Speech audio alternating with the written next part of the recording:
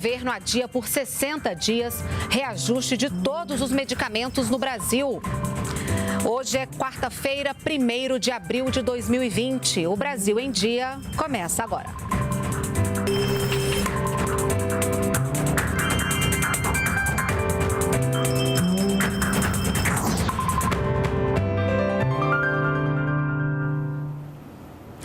São 9h45. Nós estamos ao vivo também pelas redes sociais. Em pronunciamento nesta terça-feira, o presidente Jair Bolsonaro apresentou as iniciativas do governo para enfrentar a crise do coronavírus. Bolsonaro também destacou a importância de salvar vidas e empregos durante a pandemia.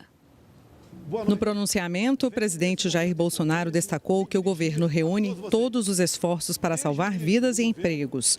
Ele reforçou ações que vêm sendo tomadas na saúde e na economia, como o auxílio mensal de R$ 600 para os trabalhadores informais e os mais vulneráveis.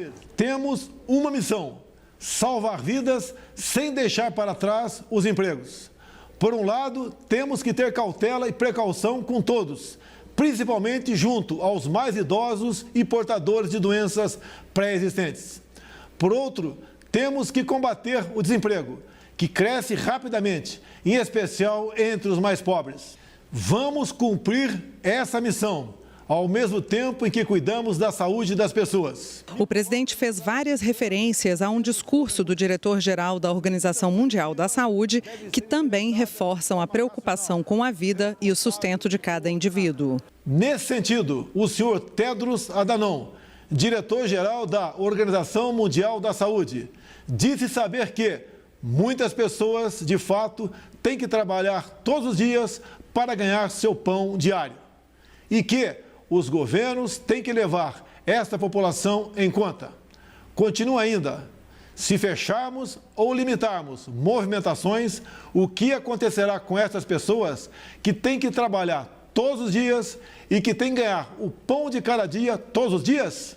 Ele prossegue: então, cada país, baseado em sua situação, deveria responder a essa questão. O presidente falou ainda sobre as ações das Forças Armadas, desde o resgate de brasileiros na China, as ações de apoio à saúde e segurança dos brasileiros em todo o país, além do trabalho dos laboratórios químico-farmacêuticos militares, que vão produzir em 12 dias 1 milhão de comprimidos de cloroquina, além de álcool gel. Olha, e em outra frente, o Ministério da Justiça e Segurança Pública prorrogou o fechamento da fronteira terrestre com a Venezuela. A repórter Selma Dias explica pra gente agora. Oi, Selma, bom dia. Oi, Renata, bom dia para você, para todo mundo. Olha, a fronteira do Brasil com a Venezuela está parcialmente fechada desde o dia 18 e deve permanecer assim pelos próximos 30 dias para impedir a disseminação do novo coronavírus e também por conta das dificuldades do sistema de saúde em receber e atender aí estrangeiros infectados. Tem algumas exceções. O tráfego entre os dois países continua liberado para o transporte rodoviário de cargas e para a execução de ações humanitárias autorizadas.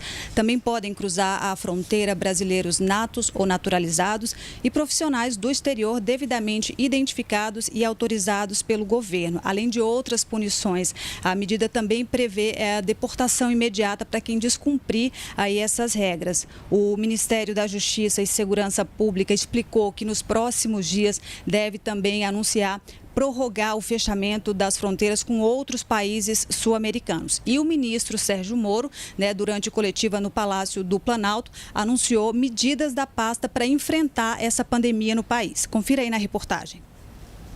O ministro Sérgio Moro afirmou que a vacina contra a gripe em agentes penitenciários e presos deve ser antecipada. Segundo ele, nenhum caso de Covid-19 foi notificado dentro dos presídios, mas o governo defende medidas de prevenção para evitar a doença, como a suspensão temporária de visitas. Há um ambiente de relativa segurança para o sistema prisional em relação à epidemia do coronavírus pela própria condição dos presos de estarem mais isolados da sociedade. Por isso, daí a necessidade de medidas que evitem risco de contaminação dos presos como a própria suspensão de visitas. Além disso, homens da Força Nacional de Segurança Pública vão passar a atuar em apoio ao Ministério da Saúde. Eles podem trabalhar, por exemplo, na segurança nos centros de saúde. O ministro Paulo Guedes afirmou que o governo federal já disponibilizou mais de 750 bilhões de reais para medidas de combate aos efeitos do novo coronavírus na economia brasileira. De acordo com o ministro da Economia, já foram liberados mais de 750 bilhões de reais para medidas de reforço do sistema de saúde e para assegurar empregos diante do avanço do novo coronavírus. Segundo Guedes, o chamado orçamento de guerra já chegou a 2,6% do PIB. Estão nesta conta recursos para pagar o auxílio de R$ 600 para os trabalhadores informais, antecipar o pagamento do 13º salário de aposentados e pensionistas, a inclusão de 1.200.000 beneficiários do Bolsa Família, recursos para estados e municípios, crédito para capital de giro para as empresas e financiamento da folha salarial para pequenas e médias empresas e compensação salarial. A instrução do presidente foi clara: não vai ficar nenhum brasileiro para trás, não vamos deixar nenhum brasileiro para trás. Todos os recursos necessários para a defesa da saúde do povo brasileiro e dos empregos dos brasileiros serão mobilizados. O ministro Paulo Guedes explicou ainda que o decreto de estado de calamidade pública ajuda a descentralizar os recursos para estados e municípios. Ele também destacou que o governo conta com o apoio do Judiciário e do Congresso Nacional para que o dinheiro chegue mais rápido a quem precisa. Estamos gastando bem mais do que qualquer país da América Latina, estamos muito à frente de qualquer país da América Latina. Do ponto de vista de apoio que estamos dando com essa renda básica de 600 reais que nós estamos dando, comparado à nossa renda per capita, é igual à ajuda que os americanos estão dando. O Ministério da Saúde quer saber qual parcela da população faz parte do grupo de risco, quem teve contato com infectados pelo coronavírus ou esteve fora do país. Vamos ao Rio de Janeiro. Igor Santos conta pra gente agora os detalhes. Oi, Igor, bom dia. Bom dia, Renata. O Ministério da Saúde começa uma nova estratégia para identificar casos suspeitos e tentar mapear a propagação do coronavírus em todo o país. Vai funcionar da seguinte forma: uma central robótica vai disparar ligações para 120 milhões de brasileiros. E a partir dessas respostas, o Ministério vai saber, por exemplo, quem faz parte de grupo de risco ou teve contato com algum infectado. O anúncio do uso dessa tecnologia foi feito pelo ministro Luiz Henrique Mandetta. E, entre outras novidades, também foi divulgado o adiamento do reajuste dos remédios. Vamos ver na reportagem. Um acordo entre a indústria farmacêutica e o governo prevê o congelamento dos preços de todos os medicamentos nos próximos 60 dias. O aumento que estava previsto, é previsto por lei para os remédios, ele ficou suspenso por 60 dias. Daqui a 60 dias será reavaliado novamente. A decisão faz parte das medidas de enfrentamento à crise gerada pelo coronavírus. Até agora, 18 unidades da federação registraram mortes pela Covid-19. Em todo o país, são 5.717 casos e 201 pessoas morreram pela doença. São Paulo segue com o maior número de casos e de óbitos, seguido por Rio de Janeiro, Ceará, Distrito Federal e Rio Grande do Sul. O ministro da Saúde, Luiz Henrique Mandetta, disse que o desafio agora é garantir equipamentos de proteção individual para os profissionais da saúde, para evitar que eles também sejam contaminados pelo coronavírus. Para isso, o governo brasileiro comprou equipamentos chineses. Se nós não tivermos EPIs para os nossos recursos humanos, enfermeiros, médicos, todos que estão na linha de frente, nós, se acelerássemos qualquer coisa e aumentássemos o número de casos, imediatamente perderíamos a força de trabalho. Então, isso é um elemento que a gente chama elemento de barreira. O ministro também destacou avanços em um estudo sobre a cloroquina. A medicação reduziria o tempo de internação no CTI. O primeiro trabalho sobre cloroquina compilado deve ser publicado em revista científica nas próximas 48 horas, que basicamente mostra que houve uma redução no tempo médio de permanência na CTI, naqueles pacientes que usaram, independente da associação com qual antibiótico. É um primeiro passo, é um primeiro paper que vem e que ajuda a gente na conta que a gente tem que fazer de quantos leitos de CTI que a gente precisa.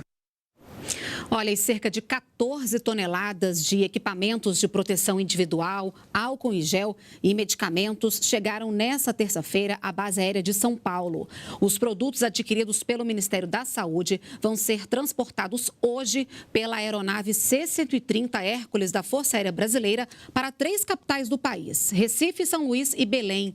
O material vai ser utilizado por profissionais de saúde em atendimentos dos pacientes infectados pelo novo coronavírus.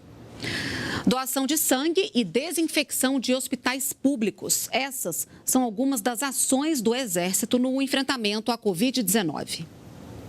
Os militares chegaram cedo ao Hemocentro de Brasília. Desta vez foram 15 homens do batalhão da Guarda Presidencial. As Forças Armadas já fazem esse movimento de doação de sangue ao longo de todo o ano, mas agora foi intensificado por causa da pandemia do novo coronavírus.